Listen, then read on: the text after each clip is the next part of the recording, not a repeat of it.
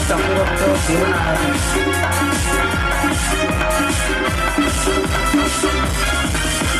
సువార్త సేవ నానాటికి చల్లారిపోయేగా ఆత్మల సంపద మరి ఎందుకు అడుగట్టిపోయేగా దేవుని సేవ వ్యాపారమయ్యే ఆత్మల రక్షణ నిర్లక్ష్యమయ్యే నీవు కాకపోతే ఇంకెవ్వరు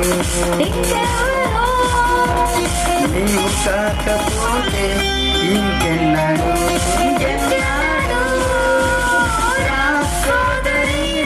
సోదరా ప్రభు యేసు వాక్కు చాటుదాం.